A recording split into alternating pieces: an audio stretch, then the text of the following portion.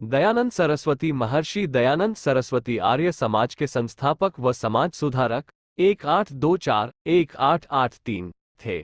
इनके अभूतपूर्व योगदान को भुला।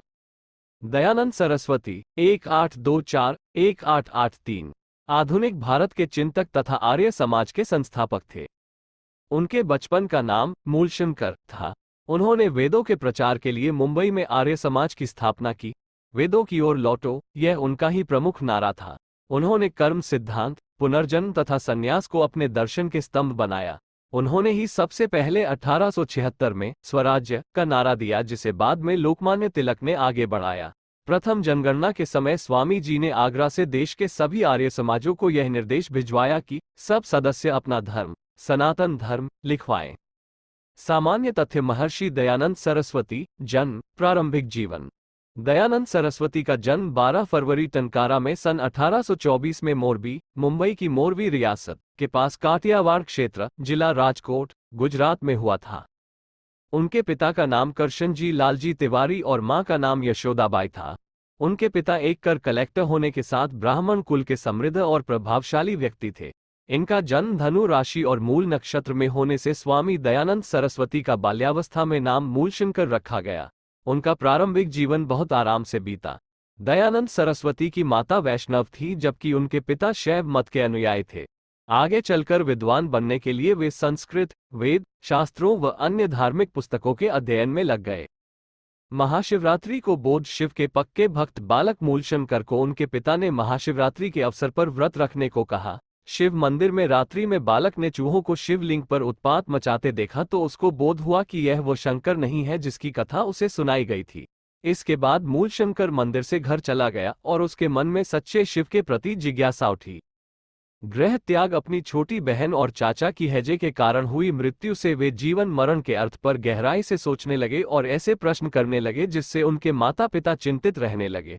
तब उनके माता पिता ने उनका विवाह किशोरावस्था के प्रारंभ में ही करने का निर्णय किया। 19वीं सदी के आर्यावर्त भारत में यह आम प्रथा थी, लेकिन बालक मूलशंकर ने निश्चय किया कि विवाह उनके लिए नहीं बना है और वे 1846 में सत्य की खोज में निकल पड़े। ज्ञान की खोज फाल्गुन कृष्ण संवत 1895 में शिवरात्रि के दिन उनके जीवन में नया मोड़ आया। वे घर से निकल पड़े और यात्रा करते हुए वो गुरु विरजानंद के पास पहुंचे। गुरुवर ने उन्हें पाणिनि व्याकरण, पातंजल योग सूत्र तथा वेद वेदांत का अध्ययन कराया।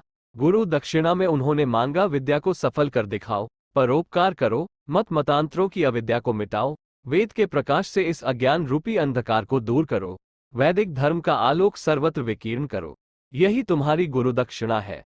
उन्होंने अंतिम शिक्षा दी। मनुष्यकृत ग्रंथों में ईश्वर और ऋषियों की निंदा है, ऋषिकृत ग्रंथों में नहीं। ज्ञान प्राप्ति के पश्चात स्वामी दयानंद सरस्वती महर्षि दयानंद ने अनेक स्थानों की यात्रा की। उन्होंने हरिद्वार में कुंभ के अवसर पर पाखंड खंडनी पताका फहराए। उन्होंने अनेक शास्त्रार्थ किए। वे कलकत्ता में बाबू केशवचंद्र सेन तथा देवेंद्रनाथ ठाकुर के संपर्क में आए। यहीं से उन्होंने पूरे वस्त्र पहनना तथा हिंदी में बोलना व लिखना प्रारंभ किया।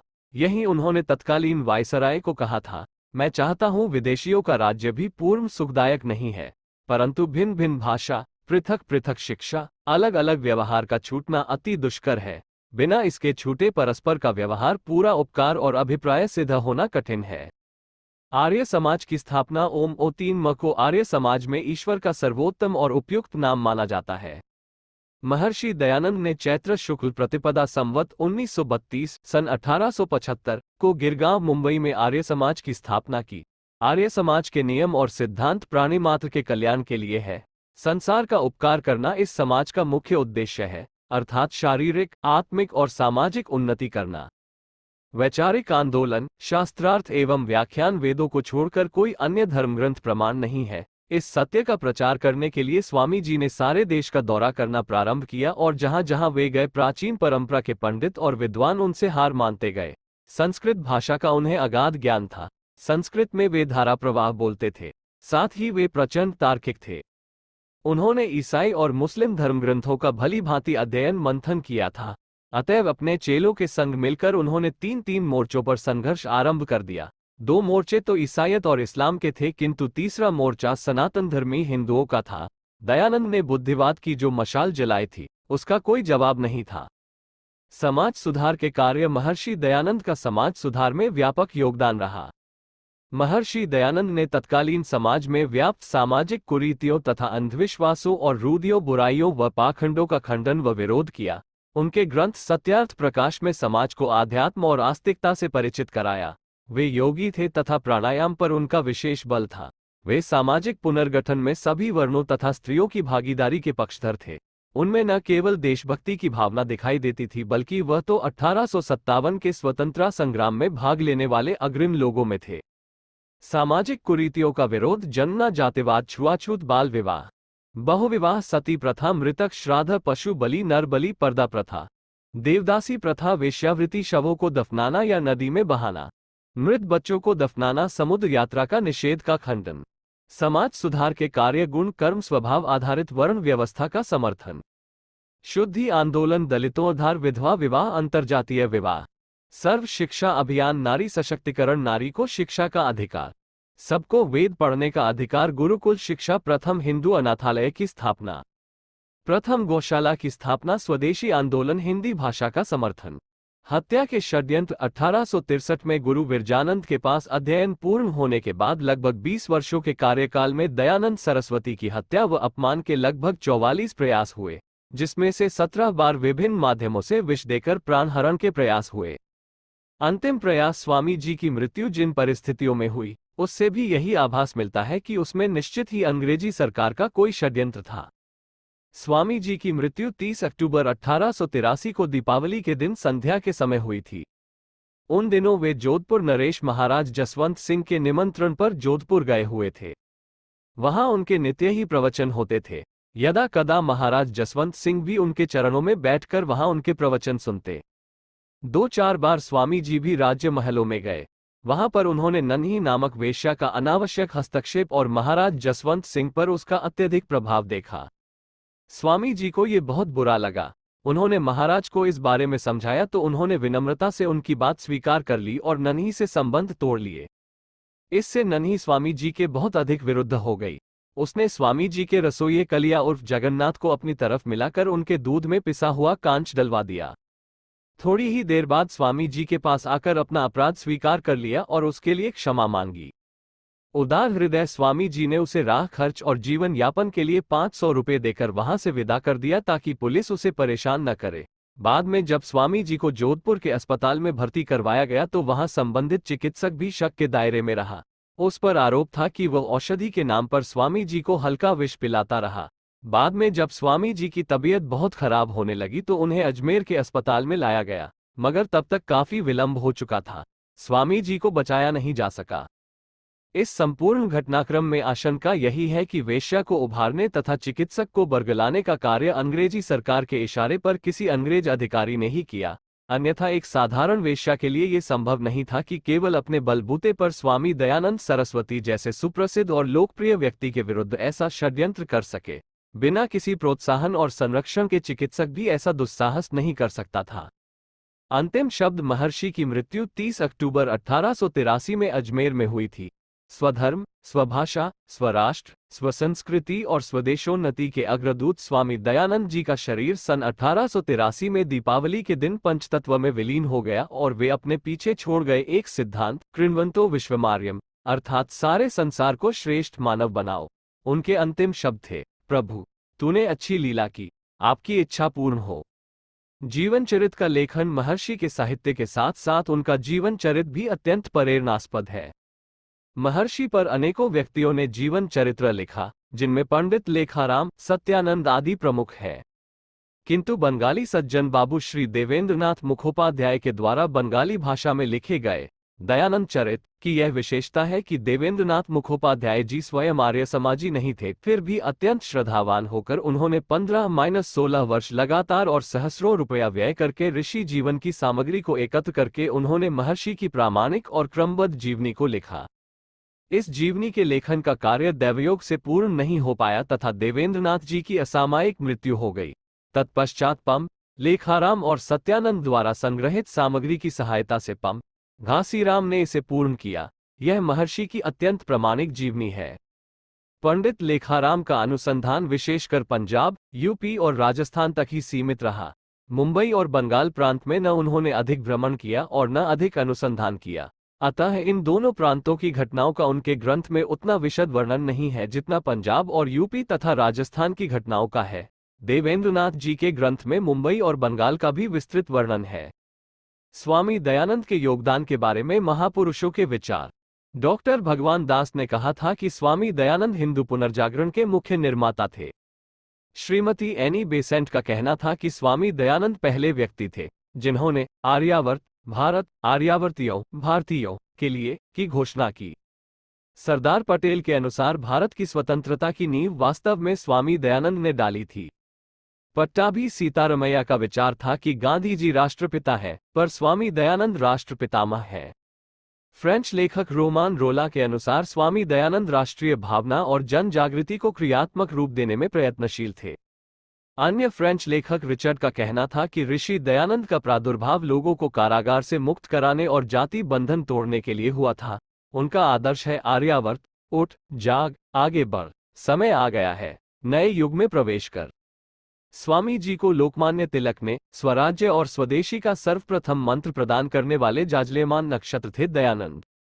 नेताजी सुभाष चंद्र बोस ने आधुनिक भारत का आद्य निर्माता माना।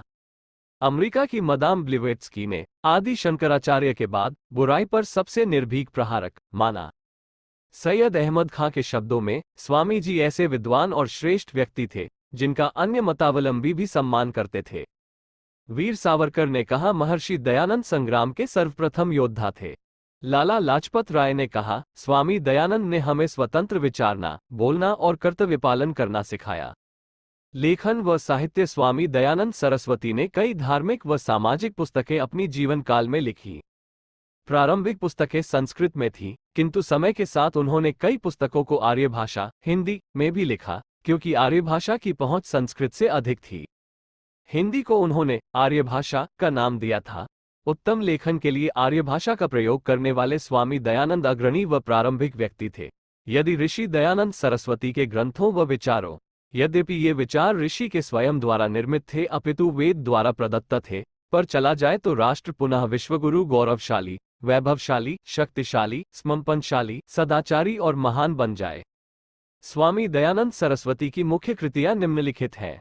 सत्यार्थ प्रकाश ऋग्वेदादि भाष्य भूमिका ऋग्वेद भाष्य यजुर्वेद भाष्य चतुर्वेद विषय सूची संस्कार विधि पंच महायज्ञ विधि आर्याभिविनय गोकरुणानिधि आर्योदेश्य रत्नमला भ्रांति निवारण अष्टाध्यायी भाष्य वेदांत प्रकाश संस्कृत वाक्य प्रबोध व्यवहार भानु सत्यार्थ प्रकाश।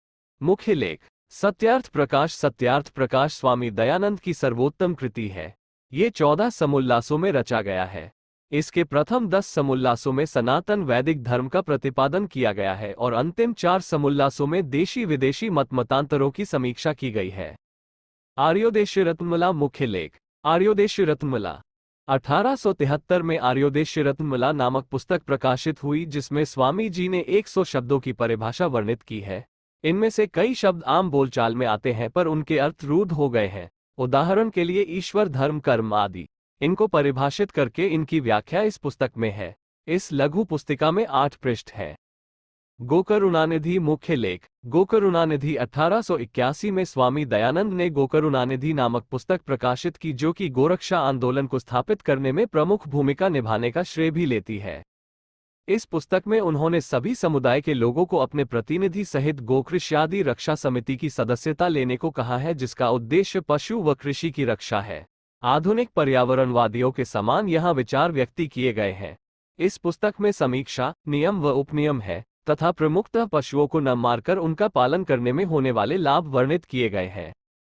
व्यवहार भानु। मुख्य लेख। व्यवहार भानु वैदिक यंत्रालय, बनारस द्वारा 1880 में व्यवहार भानु पुस्तक प्रकाशित की गई थी। इसमें धर्मोक्त और उचित व्यवहार के बारे में वर्णन है। स्वीकार पत्र। मुख्य लेख। स्वीकार पत्र 27 फरवरी 1883 को उदयपुर में स्वामी दयानंद सरस्वती ने एक स्वीकार पत्र प्रकाशित किया था, जिसमें उन्होंने अपनी मृत्युपरांत 23 व्यक्तियों को परोपकारिणी सभा की जिम्मेदारी सौंपी थी, जो कि उनके बाद उनका काम आगे बढ़ा सके। इनमें महादेव गोविंद रांडे का भी नाम है। इस स्वीकार पत्र पर 13 गणमान्य व्यक्तियों के साक्षी के रूप में हस्ताक्षर हैं। इसके प्रकाशन के कुछ 6 माह पश्चात ही उनका देहांत हो गया था। संस्कृत वाक्य प्रबोधः ये संस्कृत सिखाने वाली लघु वार्तालाप पुस्तिका है। विभिन्न विषयों पर लघु वाक्य संस्कृत में दिए गए हैं, उनके अर्थ भी हिंदी में दिए हैं। संदर्भ इन्हें भी देखें। बाहरी कड़ियां इस लेख के बारे में। पूर्व संपादन इतिहास 55 दिन पहले संपादित किया गया वार्ता पृष्ठ देखें। Discuss improvements to this article और पढ़े पंडित लेखाराम आर्य। पंडित लेखाराम आर्य समाज के प्रमुख कार्यकर्ता एवं प्रचारक थे। उन्होंने अपना सारा जीवन आर्य समाज के प्रचार प्रसार में लगा दिया। वे अहमदिया मुस्लिम समुदाय के नेता मिर्जा गुलाम अहमद से शास्त्रार्थ एवं उसके दुष्प्रचारों के खंडन के लिए विशेष रूप से प्रसिद्ध है। पंडित लेखाराम ने अपने प्राणों की परवाह न करते हुए हिंदुओं को धर्म परिवर्तन से रोका व शुद्धि अभियान के प्रणेता बने। शुद्धि आंदोलन स्वामी दयानंद सरस्वती ने धर्म परिवर्तन कर चुके लोगों को पुनः हिंदू धर्म में प्रवेश करने की प्रेरणा देकर शुद्धि आंदोलन चलाया था।